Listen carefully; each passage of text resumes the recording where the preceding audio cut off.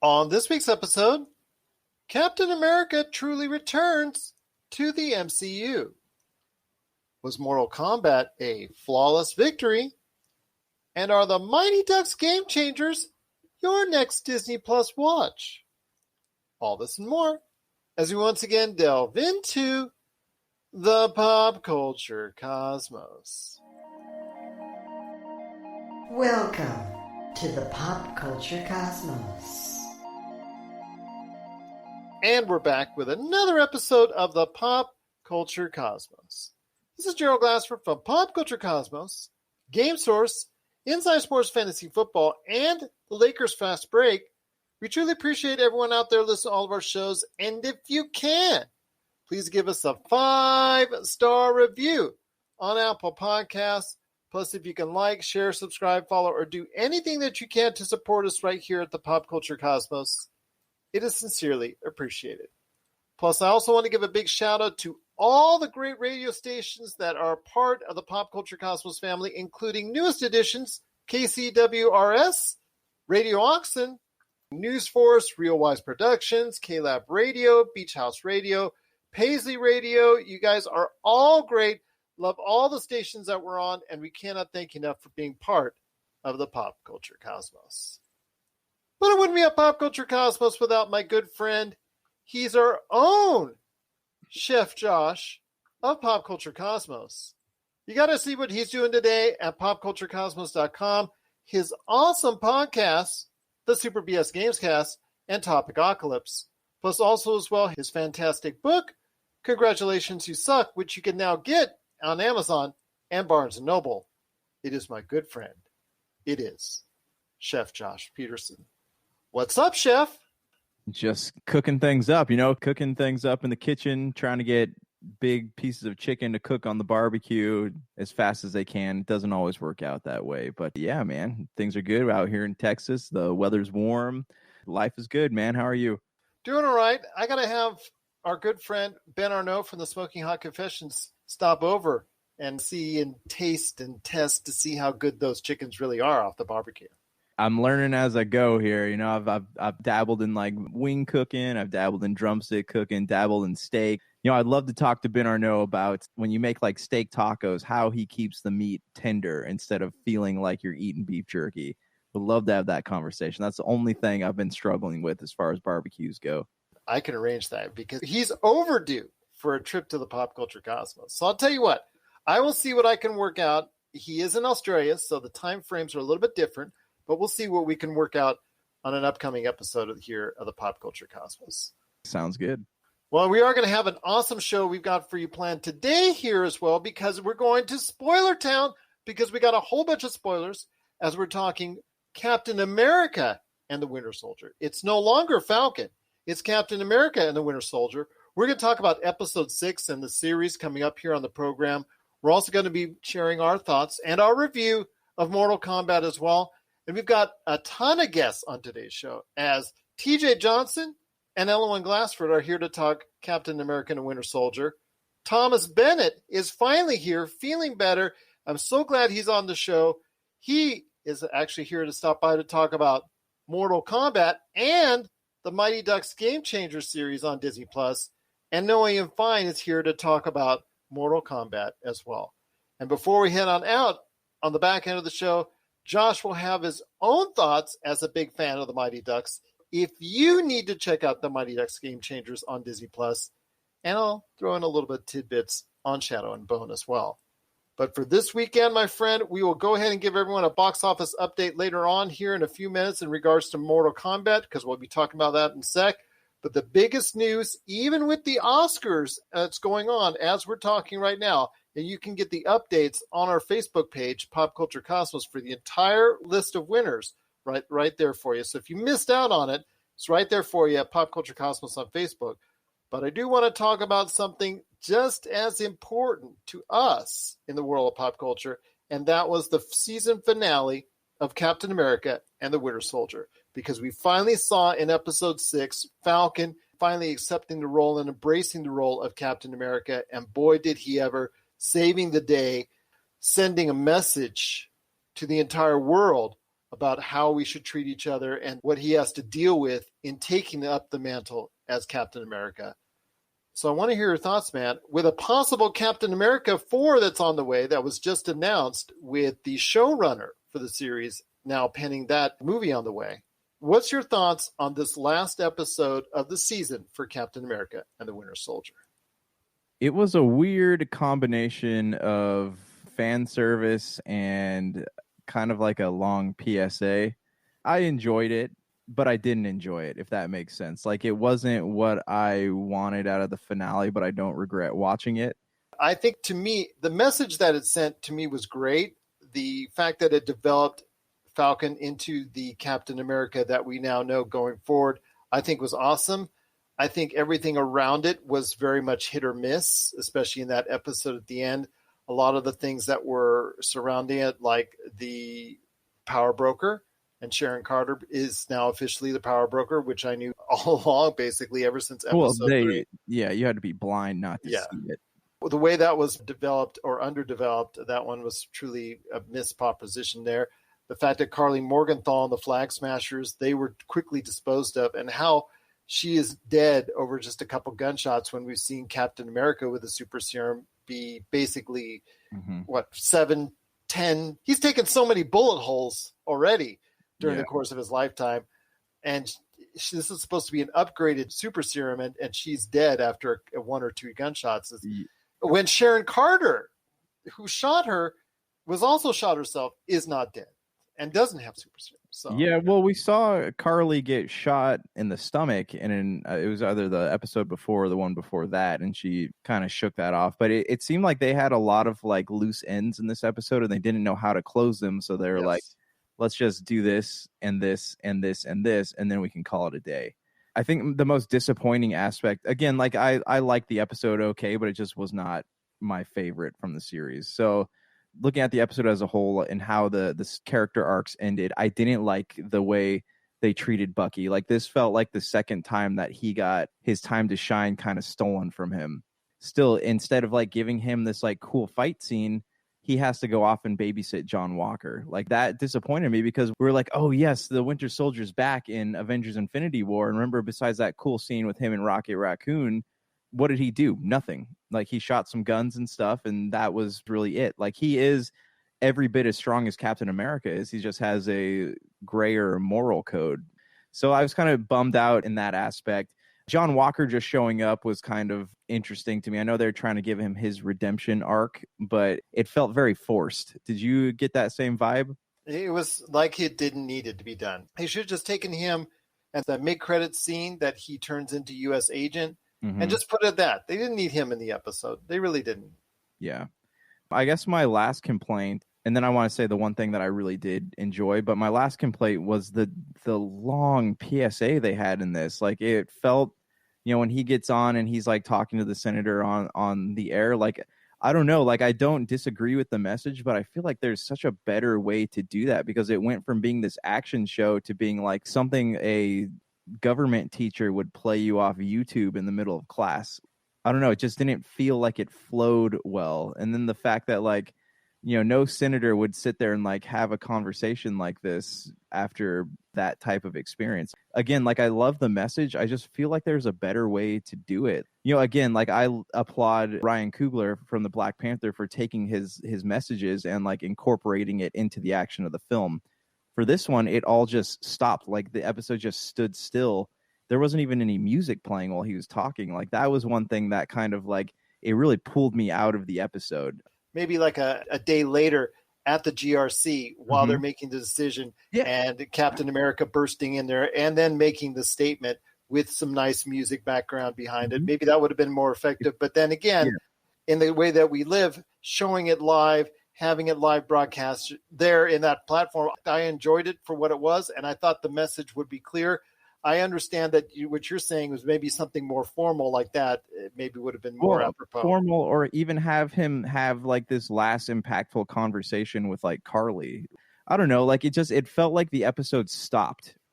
I don't know. I didn't really dig that. I felt like they could have made it part of the vehicle instead of like just a stopping point, if that makes sense. That makes sense. But again, I I kind of liked it for what it was. I just thought everything around it, like we were talking about, was very messy and it was very hit or miss. Oh. Like you, I would have loved a little bit more depth into the redemption for the Winter Soldier and to give him a little bit more shine as well. Yeah. I thought that the way that they incorporated, like you said, babysitting John Walker, I thought that was, again, he didn't need to be in the episode until the end, the last final cutscene that they have for him. That would have been fine for that. Sharon Carter as the power broker, most people saw it coming a mile away. And everything else tied with the GRC and the Flag Smashers, as far as that end of it, was really not tied up at all. The logic on some of the stuff was just kind of left to be desired. But again, the main message was there. The main message was given. I love the Isaiah Bradley arc. Okay. That's what I was going to touch on next. Like, that was really good. Like, I felt emotional just watching like his reaction to seeing that statue in the Captain America museum. Like, that was really cool. So did my daughter and I. So yeah, absolutely. That part of it, they hit 100%. And I'm hoping that the message gets over to a lot of other people as far as the importance of Isaiah Bradley in the MCU and what it's all about and what it exemplifies and what it represents as far as the way we can go forward as people. But it is Captain America and Winter Soldier. But I think the last thing I want to talk to you about before we hit up Mortal Kombat really quickly is when it comes to Captain America, there is a Captain America on the way, whether it's a season 2 or a movie or both. I know a movie is now in development. Hopefully there's a season 2 as well. Yeah, so I don't know. I was talking to my wife about this morning. Like, I like Captain America, but I don't like even when it was like Steve Rogers. Like, I don't like that character enough to like be really stoked about another Captain America film. Like, I loved the like the espionage aspects of Winter Soldier, and I know we've talked about that movie time and time again, just how amazing it is. But the character of Captain America, like, I don't know, like, yes, I will watch it, and yes, it'd be cool to see Captain America 4 and, you know, kind of see where Sam goes with this, but I'm not like terribly excited about it, you know, not as excited as I'd be about like an Iron Man 4, you know, with the kid from Iron Man 3 or Ironheart or whatever they want to go with it. I don't know. The character has never really been that fascinating to me to really like be stoked about another Captain America entry. I'm a little bit different. Captain America is the arc I've wanted to go on for quite some time and stay on. Civil War for me was like a bump on the road. I thought for the most part, Captain America, I liked Captain America, the First Avenger. Captain America, the Winter Soldier is the best MCU movie ever. Amen. And Civil War was okay for what it was. I would like to still go back to it. I got goosebumps when Falcon and Winter Soldier debuted on Disney+. I mean, I was so excited for that because I love going back into this world of Captain America. So I'm looking forward to going back and seeing a Captain America movie. And hopefully it will be supplemented with a Captain America and Winter Soldier season 2 because they've done bang up numbers on Disney+. And I think it's something that, yes, I know we're going to see a movie with them, but I'm hoping to see a series developing the Winter Soldier next time around as well. Yeah, so let me ask you one last question here. Do you think that with the multiverse opening that we could get a Captain America Rebirth story where like Steve Rogers is like wandering through all these different multiverses trying to like find his way out of it? Do you think that would be a possibility? The only way is if Chris Evans says yes, because right now he's on the moon. So, yes. Right. What are your thoughts out there on Captain America and the Winter Soldier? The series just concluded, but the future is still very bright with a future of a movie on the way for Captain America and hopefully another season of Captain America and the Winter Soldier as well. Share us your thoughts, popculturecosmos@yahoo.com. Hey, this is Chad from Ghost Toasters, and you're listening to Pop Culture Cosmos Podcast. For the latest news and information, analysis and opinions on the Los Angeles Lakers and the NBA, check out the Lakers Fast Break podcast today on wherever you get your podcasts.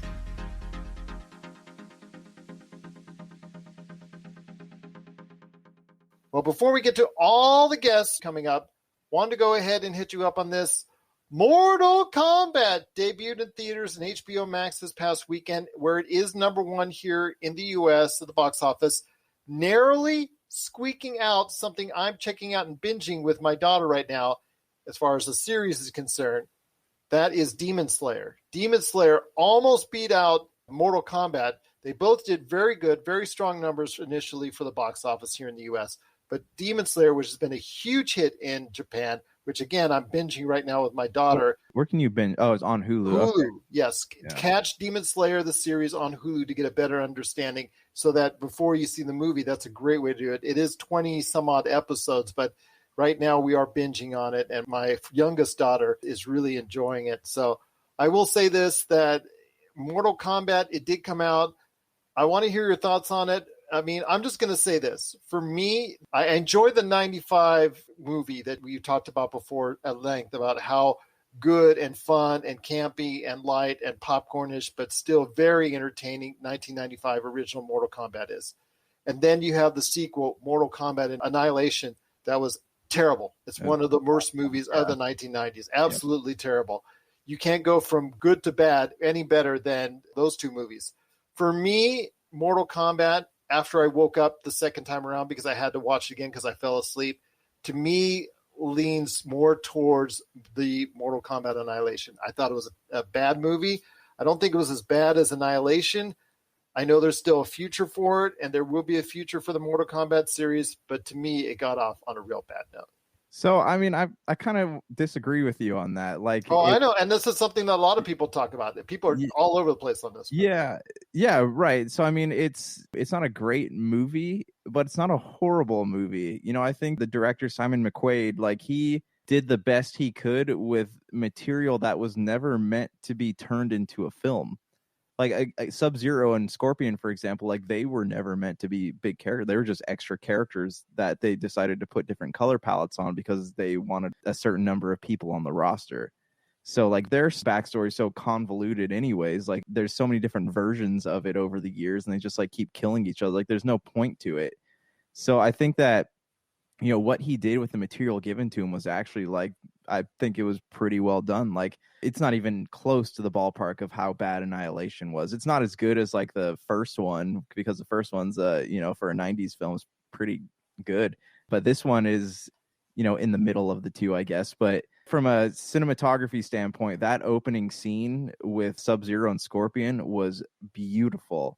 Like it was just, the cinematography was great. The color palettes were great. The music was great. The acting was great. The guy that plays Scorpion, like he's a good actor. You know, he's been in a number of different things over the years. And Chin Han, who plays Shang Tsung, the overall evil character in it, he's been a solid actor for years. Yeah, he was in The Dark Knight. He's been in a ton of things. So they got like pretty top-notch martial arts talent to be in this film. It's just a shame that they didn't have a great script to work with. So moving on, like with character of Cole Young, I think his name was, like, you could tell that they were trying their best to mimic the Black Panther suit, but they didn't ever want to like come too close to doing it because of copyright issues, because he like absorbs the impact and then his attacks push it back out. Like you could tell that there was some copyright fear going on there with that, because they never really like show the suit doing what it's supposed to do. Kano is annoying, but he is the comic relief in the movie. I don't know. There's a lot of elements. You know, they try to get you attached to Cole Young's family. They're not in it long enough. They try to really like get you to sympathize for Scorpion and his tale, but it's not like, I don't know. I love the fact that the director said, "Oh, we're not going to put the spine rip in there," but then again, we'll just throw F-bombs in every other fatality that's in there from the original game, and not the spine rip. So I was like, okay, you know, that was going too far. Really? Are you sure?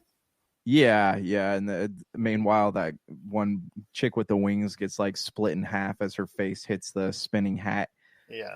You know, that guy's death felt pointless. Raiden was kind of a jerk.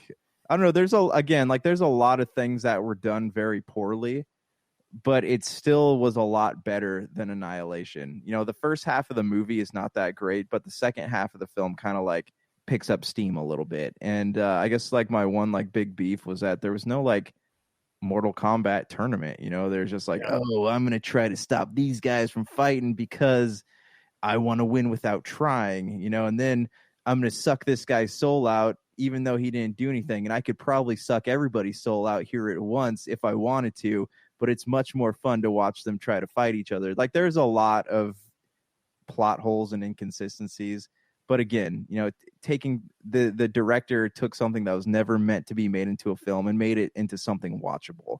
So, I mean, that being said, I would give it somewhere in between like a 6.5 or a 7.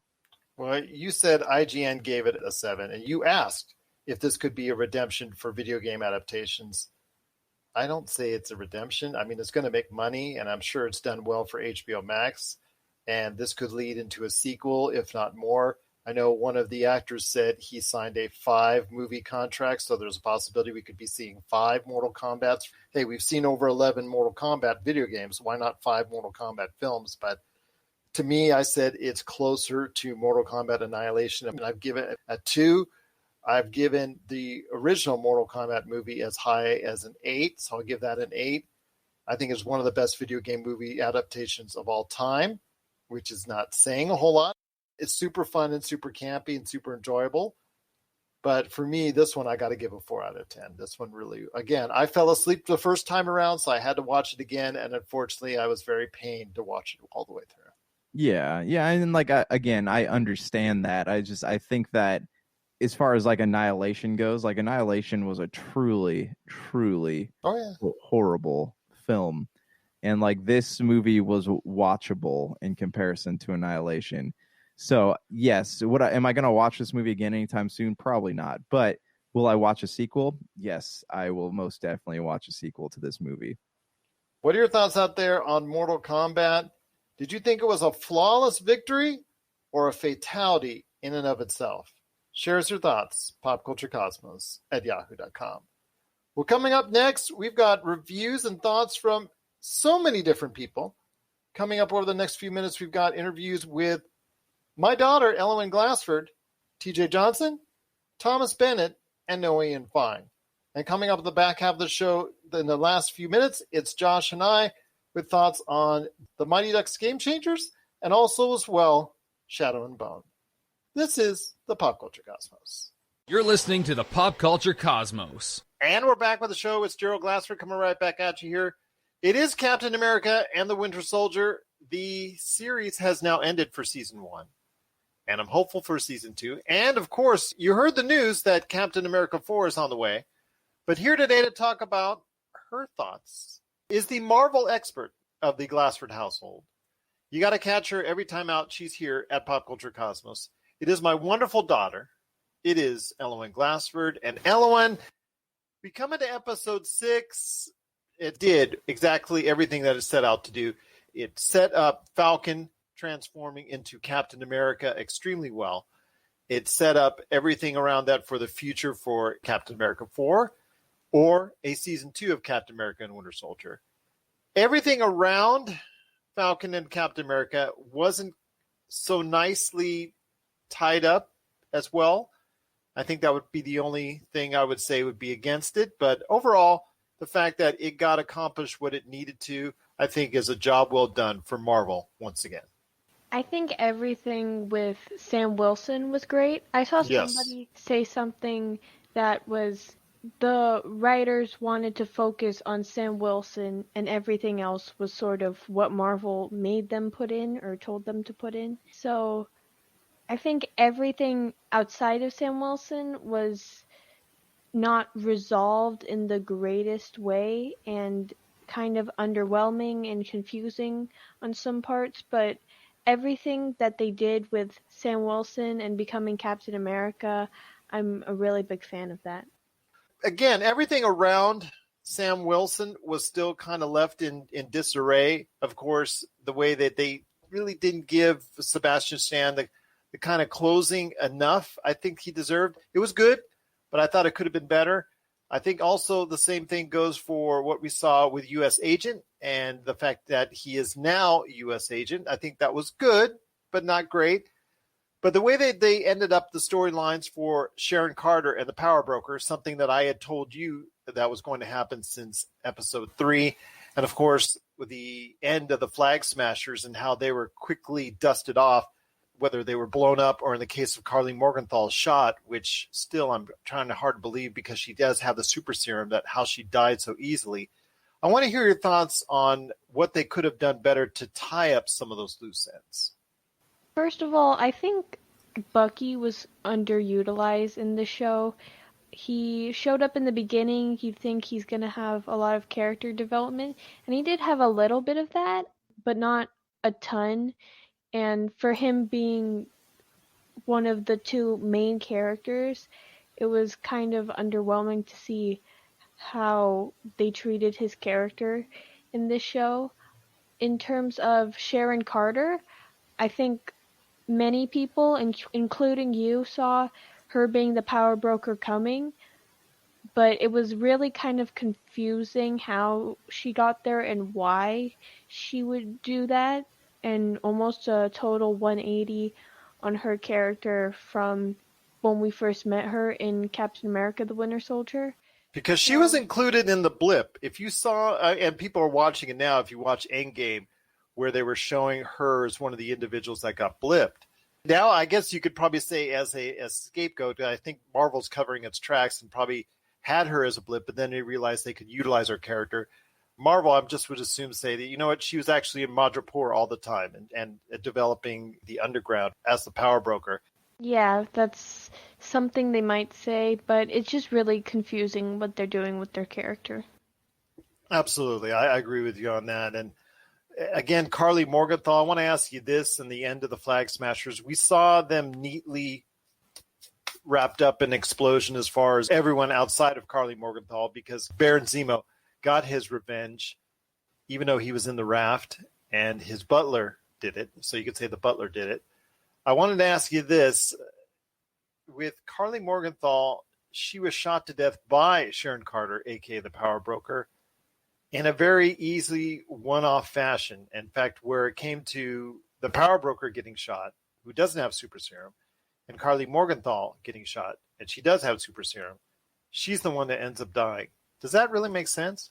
No, I think Carly got several more bullets shot at her, but it really doesn't make sense. The whole super soldier thing, I try and compare the super soldiers and where everybody's power levels are at, and nobody's consistent in the amount of strength they have. It just seems like overall it was good. Could have been better. I give it a slight thumbs up more than WandaVision, but overall I had a good experience with Captain America and the Winter Soldier. I really like this show. I appreciate how much they develop Sam Wilson as a character.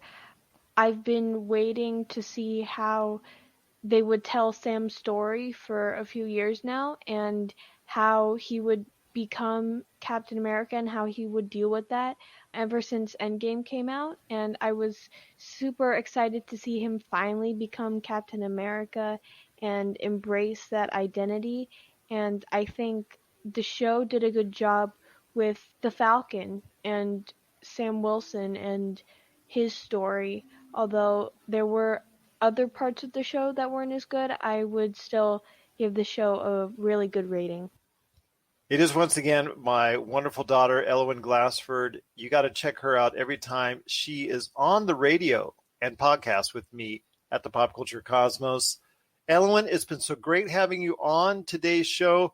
I know you and I will be not talking on the air about Marvel for at least a month because of the fact that you have Black Widow, which I know you and I are both uber excited for, and also Loki, which we're also uber excited for. June is going to be a great month for us because of what's going on in the MCU. Yeah, I'm super excited for both of those. As am I. Once again, it is Ellowyn Glassford. Check what she's doing every time out right here on the Pop Culture Cosmos. If you want to see the coolest action figure collections out there, the stuff that you played with as a kid, hear from industry insiders that made the toys that really, truly defined who we are, and you got to check out Season 1 of Action Figure Adventure. Check out Action Figure Adventure now, exclusively at Big Bad Toy Store. You'll get 10 episodes of awesome action figure fun.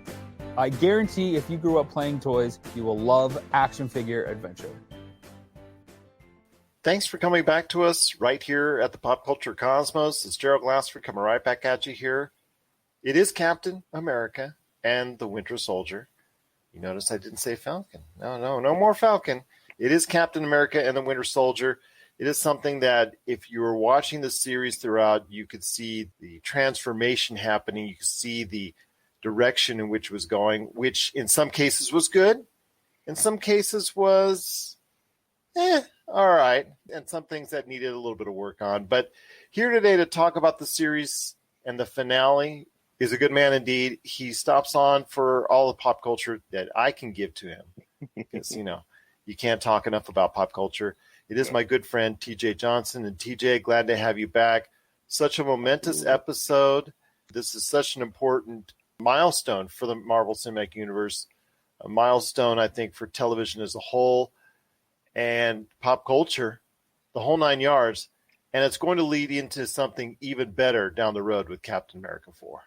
Yeah, absolutely. I think that it almost goes without saying that this episode and this series really does kind of set a stage. It's every Captain America film set a stage, right? The first Avenger that set the stage for what the MCU was going to be. It was kind of like one of those pivotal ones. And then after that, the Winter Soldier that kind of reset the status quo with the dismantlement of S.H.I.E.L.D. and it really kind of just reset it. And then obviously Civil War completely changed the landscape once again. So now with the Falcon and the Winter Soldier being turned to Captain America and the Winter Soldier, and once again sets a new landscape in the MCU about what to expect, what we're going to see moving forward, and how these characters are all still trying to cope with the legend of that S.H.I.E.L.D., Steve Rogers, and being in a post-Steve Rogers Marvel world. They're showing that there's going to be struggles, but there's a lot of bright spots and a lot of opportunity that's going to be had there. So very, very great series overall. Took me a second to get into it, as Gerald will attest to. I wasn't prepared to jump right in feet first because it kind of just seemed like more of what we already had. But yeah, I'm sure we'll get into a little bit more about that later. But the series definitely, for lack of a better term, grew to be on me to be some of the best stuff that Marvel's put out. I think the last episode altered a little bit, and I'm sure we'll talk about that in regards to pacing and motivations. But overall, I think that told a very, very strong story, very poignant story, considering what we're seeing in America today. And I'm very, very excited. I want to hear your thoughts on his whole closing statement there, the one that got broadcasted throughout the entire world, the one that the world of the MCU, the people that live in it, got to see. And how big of an impression that made with you and how substantial that is for the MCU going forward? Great question. We talked about what it meant to have a Black Captain America. And last night, I was under the mindset that I think the Black Panther is still a bigger icon for us as African Americans because he's a character that was made for us. And looking back at it now, having had the net to kind of think about it, I think Anthony Mackie rising to be the face of the MCU from the standpoint of being Captain America, while it's still not quite up there with the Black Panther, it's really darn close. And here's what I mean by that. He made it very clear that the nuances, if you will, of a Black man in America, representing America as Captain America, wearing the stars and stripes for a country that more or less doesn't particularly care for him as an African American, that resonates. And it resonates because even in knowing that, he still continues with the fight. And that speaks a lot to his character. That speaks a lot to his growth. And the fact that he's willing to take people to task and to say, no, you need to stop calling them terrorists, because they were willing to die for their cause. It wasn't just a one moment thing. They were willing to sacrifice it all for the cause. And that has to tell you something, that if we just stop and pay attention and listen and learn and hold these conversations. And he says, I don't have any superpowers. The only power that I have is the knowledge that we have to do better. We have to do more. I thought his speech was very well put. I think it was something that was needed, because if you remember back in the first couple episodes, it seemed not to dawn on him that he was a Black man in America. Like, he didn't understand why he was being stopped in the street having a conversation with Bucky. He didn't understand why he couldn't get alone as an Avenger or whatever the case may be. He didn't seem to get those things that as a Black man in America, we see that on a regular basis. So they seem to be very lost on him. But having the conversation with Isaiah Bradley, understanding how he felt, kind of triggered some things and kind of made him see it. So to kind of see the way he responded at the end by even saying something, going as far as saying, I'm wearing stars and stripes. I just literally saved the city, and I still feel the eyes. I still feel the judgment right now. right in this very moment, I still feel the judgment. That's powerful, to fight for a country that doesn't always fight for you. Speaks a lot to this person's character, speaks a lot to his integrity, speaks a lot to who he is striving to be like. And he's striving to give respect and homage to Steve Rogers, who bestowed him with that shield and said that I think you should be the one to have it moving forward. And he's trying his darndest to live up to that mantle, live up to that title. It really speaks to Anthony Mackie as an actor to pull in that crowd and do that scene the way he did, and be able to convey the hurt and the frustration, because there was still frustration with that. Even like he says, even now, I still feel the looks and the stares. That's real. And that's what I appreciate and admire about Marvel, for being willing to tell the stories that represent what's outside of our windows right now. You know, they're not scared to go there. They're not scared to create an African-American superhero in the midst of racial tension in America. They're not afraid to do that, because this is a representation of us. And I think it does nothing but gives me more hope for the MCU, and more hope for a post Chris Evans, Robert Downey Jr. MCU, being able to still find these characters to tell these stories and to hold these audiences and truly encapsulate what it means to be a superhero. And in this particular case, an African-American superhero representing the greatest country in the world. Well, Captain America is no longer on the moon. Captain America is back fighting once again. Yes. The Captain America that we want and the Captain America that we now have. And hopefully we'll have again, if Captain America 4 comes as what has been talked about. The showrunner for Captain America and the Winter Soldier is now working on a Captain America 4. So when you heard that news drop the day that Captain America and the Winter Soldier ended its series, what did that say to you? Because we've been talking about how there's a possibility of a season 2. Now it looks like it's going to be transitioned into a Captain America 4. So when you heard that a possible movie is going to take place instead, what are your thoughts on that? That didn't surprise me. They've invested in these characters. So I fully expected a Captain America 4. And truth be told, I fully expect another season of Captain America and the Winter Soldier. I think that there's still more stories to be told. I think I'd like to spend more time with Bucky. I think we got a lot of time with Falcon, and we got a chance to see his ascension and got a chance to understand how he made the decision to take up the mantle. Now I think I'd like to see a little bit more time with Bucky, because there's a very tortured soul there. We got a chance to see a little bit of it. And truth be told, some of the stuff with Bucky was some of the meatiest stuff that I've seen in the MCU in a long time. The tension that was built when he had to go back and have a conversation with the older gentleman whom son he killed as the Winter Soldier. I had goosebumps. I felt the tension. And we didn't even get to see the whole scene play out. We just really got to see enough to know what was about to happen. And it was a very, very emotional moment, and rightfully so. And kudos to Sebastian Stan for being able to encapsulate what it meant to be the Winter Soldier and have to atone for those sins, if you will. And not for us to be able to see this pretty, okay, everything turned out great. There's still demons, and he's still fighting through those, and he still has to atone for those sins and deal with those. And seeing that it doesn't always end in sunshines and rainbows is important, because that's not life. Even when you do the right things and you do the wrong things and you do the right things, and, right or wrong is a matter of opinion, but it doesn't change the fact that at the end of the day, somebody's still going to have an opinion on what you've done. And it doesn't mean it's always going to go the way you expect it to. So I'd be really interested to see that. But no, I fully expected the Captain America 4, and now I expect all the rumors to fly again about Chris Evans returning and blah, blah, blah, blah, blah. And look, man, I'm enjoying the ride.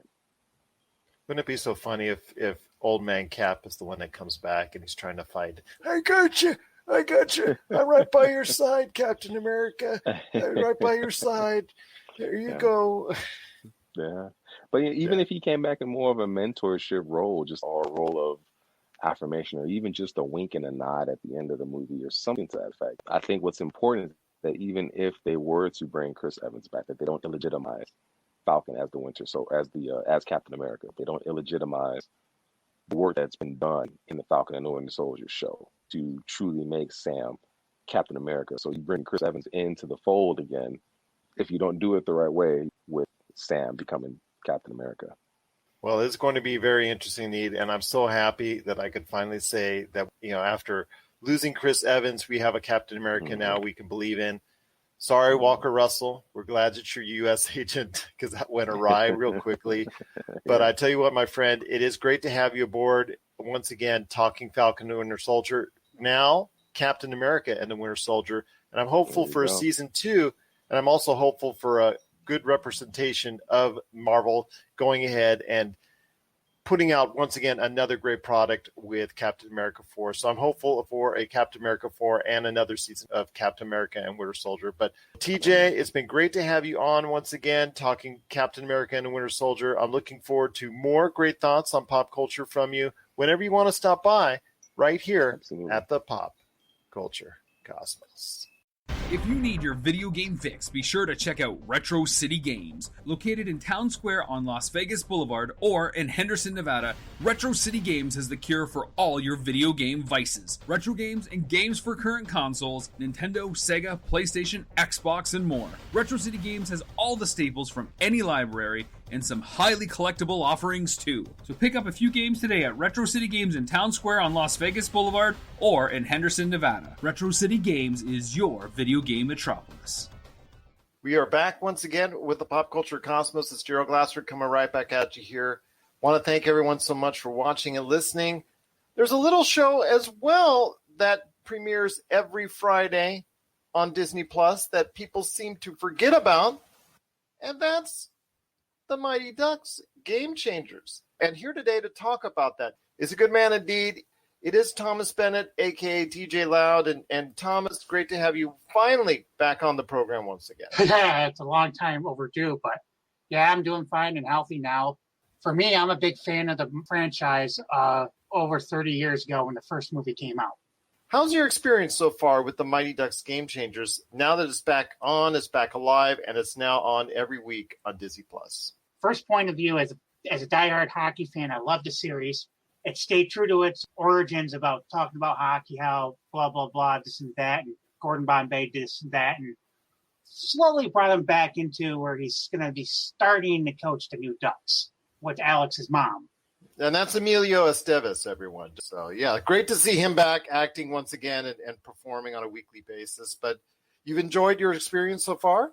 Yeah, it hits home for me in a couple different spots.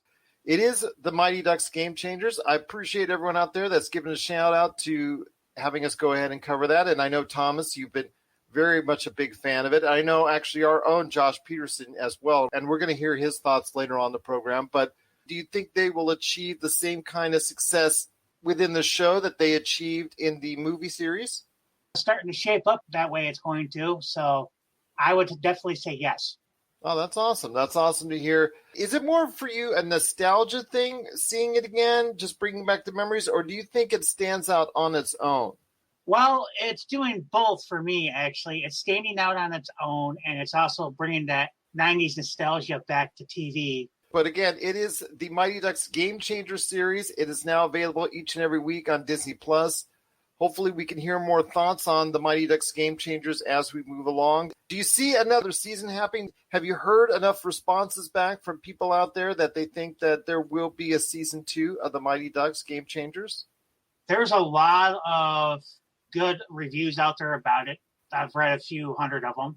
But as far as I can see, because I watch it religiously every week at 3 a.m., I see it going to make season 2 and possibly season 3. Well, that's good to hear, and that would be excellent because one of the things that I have criticized Disney Plus for is the fact that they have all this treasure trove of stuff in the vault with Disney and all the stuff that they have as far as movies, television shows, et cetera, et cetera, et cetera. Plus, they bought Fox and things of that nature. But one of the things they didn't have much of is original content right off the get-go. So now that they're building that folder, now that they're building that resume, yes, I know it's a rehash as far as what we were talking about with the successful movie series, but it's still considered original content that they have, that they own, that they're bringing out brand new for people. And if they can continue to bring out things that are going to entertain people like Falcon and Winter Soldier, and of course what we're seeing with the Mighty Ducks Game Changers, I'm hopeful for continuous performance from Disney Plus and also for extra seasons of that show as well. But before we head on out, my friend, again, just great to have you here. Once again, it's Thomas Bennett, a.k.a. DJ Loud. But before we head on out, my friend, you wanted to talk about Mortal Kombat. I've seen the film. You have seen the film. I know you have some great thoughts about it. In fact, you've seen it more than once, which I'm sure HBO Max is very happy about. But I want to hear your thoughts on Mortal Kombat. Well, this has been 10 years in the making of when this was first announced. Mm-hmm. I've seen it 5 times, about to see it a couple more times tonight. It held its own pretty well when they did the remake. When it came out on Friday, it was pretty well solid. Soundtrack was pretty cool. But as far as being a Mortal Kombat fan, it held its own. If you got a chance to see the movie, you'll see that there are inferences at the end for characters like Johnny Cage, which I was complaining that at first that he wasn't in the movie, but I see that there is a future for Johnny Cage. And you saw everything that went on in the movie. Obviously, the fights were very interesting to see.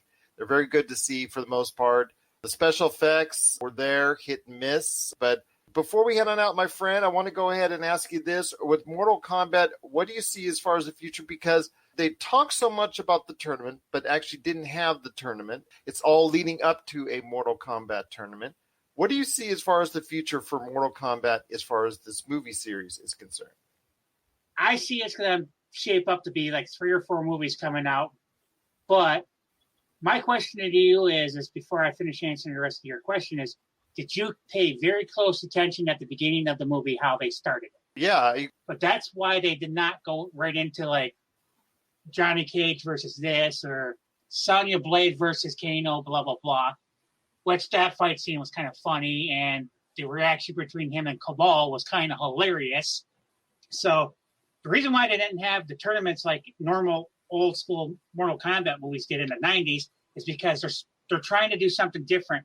We've got the Avengers series. We got all those other series out there that are spawning off in different directions.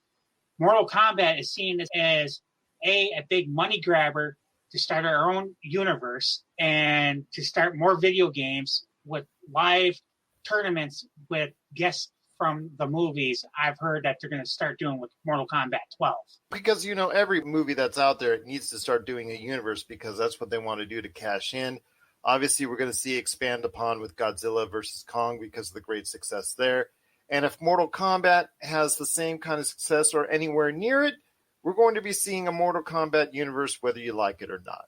That's what HBO Max has planned, and that's what they'll probably end up doing. Once again, it is Thomas Bennett, a.k.a. DJ Loud. He is a big fan of Mortal Kombat. Are you a big fan of Mortal Kombat 2? The movie that's come out, everybody's talking about it, whether it's for good or for bad, but they are talking about it. I want to hear your thoughts, popculturecosmos@yahoo.com. Well, Thomas, it's been great having you on the program today. Can't wait till later on this year, hopefully, as far as the big cards are concerned, talking pro wrestling, pop culture, and so much more. Glad to finally have you here once again. Appreciate all the support that you've given us, and we cannot thank you enough for being part of the Pop Culture Cosmos. You're listening to the Pop Culture Cosmos. Don't touch that dial. Wait, do people still use dials? It is Mortal Kombat. You heard the thoughts of Thomas Bennett, and you've also heard the thoughts of myself and Josh Peterson. But I would be remiss without talking to my good friend, who you can catch him today at HunnicWeen and the Hunnic Outcast. This is my good friend, Noah Ian Fein. And Noah, I heard from a little birdie called Facebook that said you didn't really like the fatalities of Mortal Kombat. The pros are I like Scorpion, I like Sub-Zero, and I like Kano. Mm-hmm. And I like the first 7 minutes that they showed on YouTube regarding the Sub-Zero and Scorpion rivalry that's been going on for centuries. I think they gave Sub-Zero and Scorpion justice. Kano was awesome. He was like the Deadpool of the Mortal Kombat. Everything he said I thought was gold. He was great. But I thought he stunk. I'm going to be honest with you. I thought he was absolutely awful. Yeah, but this is a movie.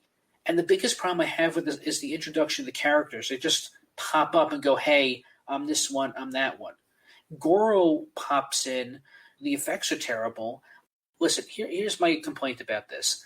I was bored. The only times I was excited was when Scorpion and Sub-Zero and Kano were on screen.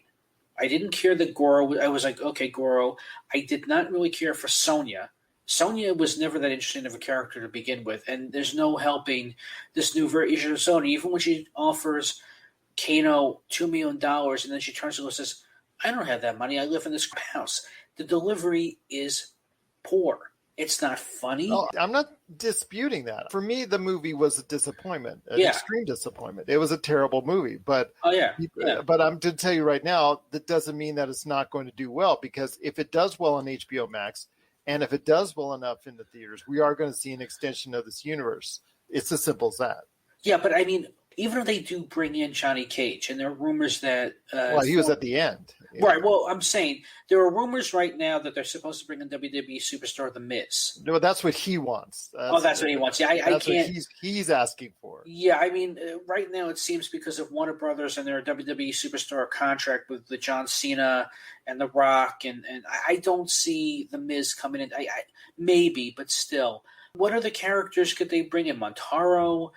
I mean, they've already made up one with Cole, the lead character, who is a descendant of Scorpion, but will not be taking up the Scorpion mantle as I thought he would be. But if you watch the movie, he's not taking up the Scorpion mantle. He's his own character that they created. They might as well create some more new ones just specifically for the movies. They have enough characters as it is. That's what I don't get. And yes, I didn't disagree with you, but I'm just saying if they did it once, they could do it already. I mean, I know that Cole was supposed to be a descendant of Scorpion, and I got that because I got what he said at the end, but that doesn't seem to matter. I know there was another Sub-Zero, and I know there was another Scorpion that took mantles.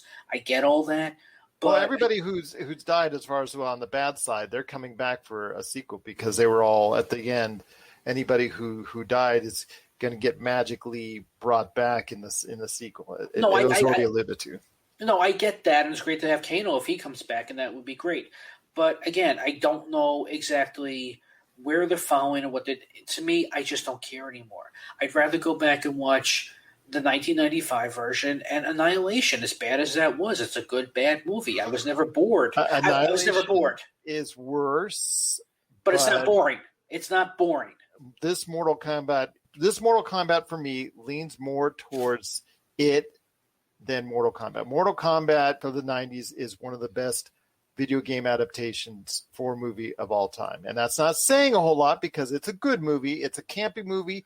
It's a fun movie. But it's certainly not a great movie by any thespian knowledge of anything. I thought Mortal Kombat 95 was a fun pleasure. movie. Yeah, it's a guilty pleasure. And that's what it should be. It should be a guilty pleasure. My point being is that you have to still make it campy and fun, and just dropping F-bombs and gore is not going to make it work. No, I agree with you on that. Noah, I know it wasn't the best experience for you, but I appreciate, again, you stopping by the show, and I cannot thank you enough, and I expect to hear more from you on the world of pop culture in the not-too-distant future right here at the Pop Culture Cosmos. You're listening to the Pop Culture Cosmos.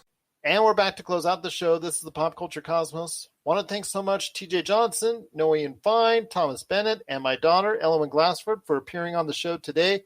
Don't forget to catch Marcus De La Garza and I every single Friday when our new episode drops of the PCC Multiverse, covering the latest news and information in the world of pop culture. And, of course, Josh and I here every Monday doing the Pop Culture Cosmos as well. But before we head on out, my friend, two last things. The Mighty Ducks Game Changers. Now that Falcon, a.k.a. Captain America and the Winter Soldier, is now done, and you out there, you've probably already seen the entire series, you need something new to watch on Disney Plus until June, when we have Black Widow and we also have Loki. If you're not interested in Star Wars The Bad Batch, there's not many alternatives that's fresh and new on Disney Plus. But one of them is the Mighty Ducks Game Changers. And as a big fan of the Mighty Ducks, and we heard earlier what Thomas Bennett, who's a fan of the Mighty Ducks, thought of it, I want to hear your thoughts on your experience so far with the Mighty Ducks Game Changers.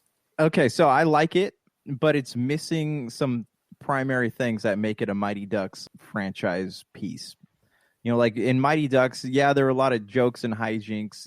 It boiled down to like the soundtrack and like the overall like feel of the movie. Disney did a great job of like creating this 90s sports film, right? Like they did a good job with it when they switched the tents on the screen to like a dark brownish color and kind of making it look like an old film. Like they did a great job of making you feel like you were watching this this sports film from years past. With the Mighty Ducks Game Changers, while it is good, it revolves more around the kids, and the mom. And like it's got a good message. They're talking about like they're tackling a lot of things in the show right now.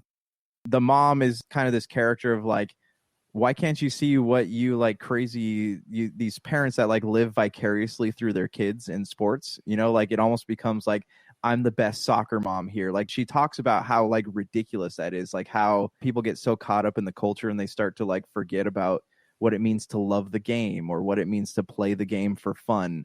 So she kind of embodies that character, and then as for the kids on the Ducks, like they're literally the underdogs, right? Like they call them the don't bothers, because these are a bunch of kids who like nobody wants to bother with. So I'm sure we're going to get them like getting better at hockey and having this comeback and playing against the Mighty Ducks, who are now like a mean team, right? And they're being coached by this guy who is the son of the coach of the Hawks. Like he's taken over. We haven't quite gotten into why Gordon Bombay has given up on hockey, but I'm sure we're going to get there eventually. So far, the show is pretty good. Like it just doesn't feel like a Mighty Ducks movie, though. Like it feels more like a show about kids who like hockey as opposed to like kids who actually play hockey. So it's watchable, but not much more. It's watchable, and I'm sure there's going to be more to it as it goes on. And they're supposed to have like guest characters reoccurring over there, like people from the original Ducks, whether it's Charlie or Banks.